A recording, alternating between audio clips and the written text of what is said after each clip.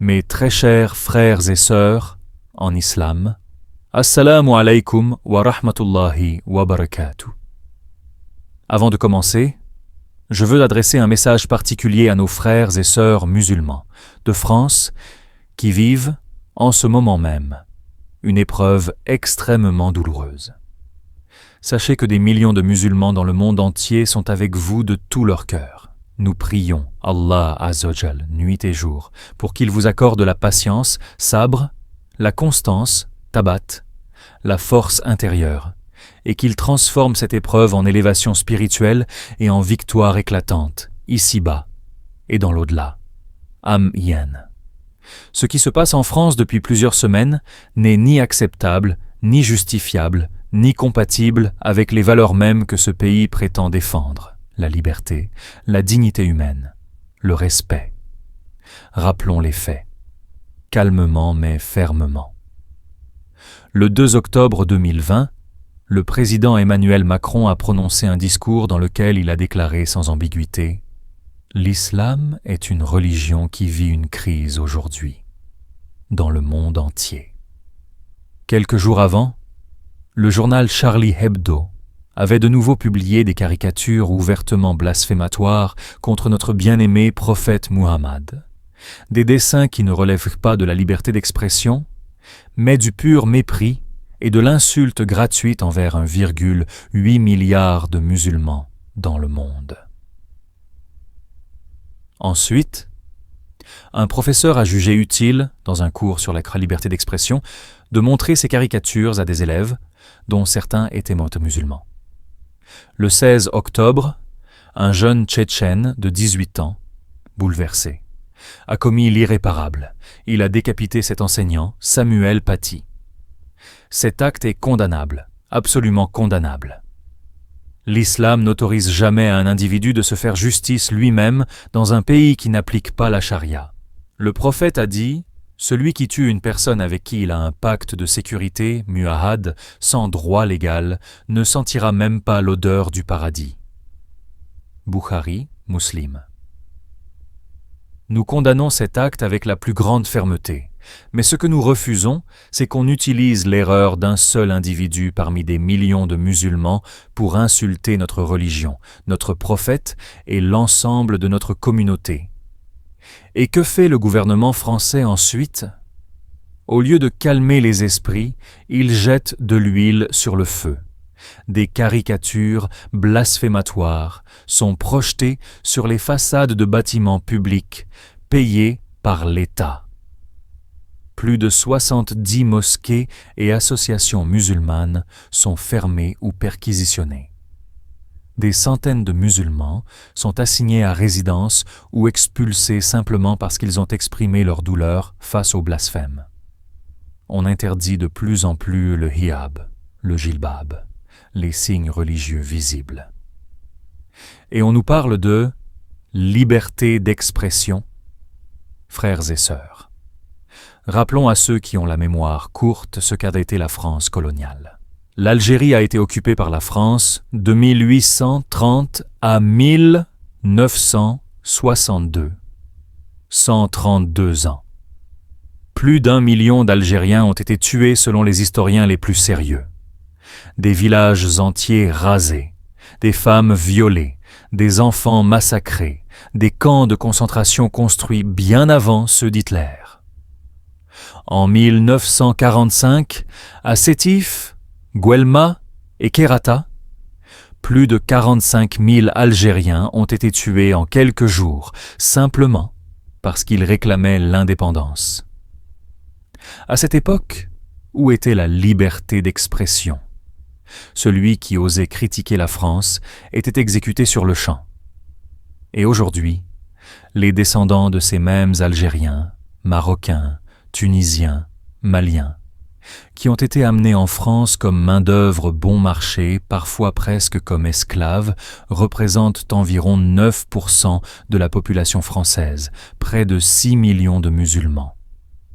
Ils sont nés en France, parlent français, paient leurs impôts, mais on les traite comme des citoyens de troisième zone. On les parque dans des banlieues ghettos. On leur interdit de pratiquer leur religion librement. Et quand un individu commet un acte condamnable, on en fait la une de tous les médias pendant des mois, comme si tous les musulmans étaient responsables. Mais quand, 2 jours après l'attentat de Conflans-Sainte-Honorine, 2 femmes musulmanes voilées sont poignardées sous la tour Eiffel par une femme française qui criait « Sales arabes, rentrez chez vous ». Où étaient les caméras ? Où étaient les discours sur les valeurs républicaines ? L'affaire n'a été révélée que grâce aux réseaux sociaux. 2 poids, 2 mesures. Frères et sœurs, quand le président Macron dit « L'islam est en crise partout dans le monde », il se trompe lourdement. L'islam n'est pas en crise. L'islam est la solution à la crise du monde entier. L'islam est la seule religion qui donne des réponses claires à tous les problèmes de l'humanité. Injustice, racisme, pauvreté, dépression, perte de sens, guerre, exploitation. Et la preuve que l'islam est la vérité, même dans les moments les plus sombres, Allah nous l'envoie lui-même. Souvenez-vous, quelques jours seulement après le discours de Macron contre l'islam, une Française, Sophie Pétronin, retenue en otage pendant 4 ans par un groupe armé au Mali, est libérée. Le président Macron se rend personnellement à l'aéroport pour l'accueillir. Elle descend de l'avion, portant le hijab. Elle déclare devant les caméras « Je ne m'appelle plus Sophie. Je m'appelle Mariam. J'ai embrassé l'islam. 4 ans aux côtés de musulmans, et au lieu de la haine, elle a découvert la vérité, la beauté, la miséricorde de cette religion. Elle a dit « J'ai été traitée avec humanité. J'ai lu le Coran. J'ai prié. J'ai trouvé la paix. » Le président Macron voulait une photo de victoire. Allah lui a donné une leçon d'humilité devant le monde entier. C'est la même chose avec Yvonne Ridley, journaliste britannique prise en otage par les talibans en 2001. À sa libération, elle a tenu sa promesse. Elle a lu le Coran et elle a embrassé l'islam. Allah dit dans le Coran « Wa makaru wa makar Allah, wallahu khayrul makirin » Ils ont comploté et Allah a comploté. Or, Allah est le meilleur des stratèges. Sourate Al-Imran 3,54. Frères et sœurs, quand les mécréants insultaient le prophète à la Mecque, quand Abu Lahab et sa femme jetèrent des ordures sur sa porte, quand ils l'ont lapidé à Taïf jusqu'au sang, qu'a fait le prophète ? Il n'a jamais répondu par la violence illégale. Il a levé les mains et a prié. « Oh Allah, guide mon peuple, car ils ne savent pas. » Et Allah a révélé la sourate Al-Kawthar. « Inna a'taynaka al-Kawthar, fasalli li rabbika wanhar, inna shani'aka huwa l'abtar. » Nous t'avons certes donné l'abondance, Al-Kawthar. Accomplis donc la prière pour ton Seigneur, et sacrifie. Celui qui te hait, c'est lui qui sera sans postérité. Aujourd'hui, la descendance spirituelle du prophète compte plus d'1,8 milliard de personnes. Et ceux qui l'insultaient, leurs noms ne sont plus connus que comme symbole de l'échec et de la perdition. Alors oui, nous sommes blessés. Oui, nous sommes en colère quand on insulte celui que nous aimons plus que nos propres parents. Mais nous ne répondons pas par la violence aveugle, nous répondons par la patience, par la prière, par la vérité, par le bon comportement.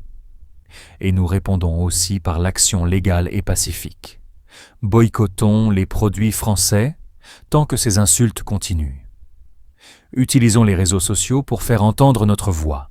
Un seul post, une seule story, une seule vidéo peut atteindre des millions de personnes. Soutenons nos frères et sœurs, en France, par nos duas, par notre solidarité, par notre aide matérielle si possible. Et surtout, restons fermes sur notre religion. Plus ils nous attaquent, plus nous nous accrochons au Coran et à la Sunna.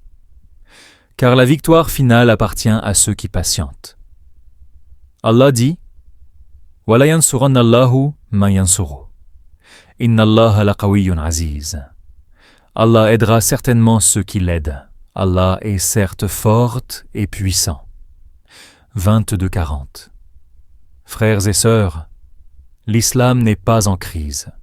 L'islam est la lumière qui sortira victorieuse de toutes ces ténèbres, Inch'Allah. Et un jour viendra, peut-être plus proche qu'on ne le pense, où même ceux qui nous combattent aujourd'hui reconnaîtront la vérité. Qu'Allah protège nos frères et sœurs en France, qu'il les élève en degrés, qu'il fasse sortir de cette épreuve une immense victoire pour l'islam et les musulmans, et qu'il guide Emmanuel Macron et tous ceux qui sont égarés vers la vérité avant qu'il ne soit trop tard.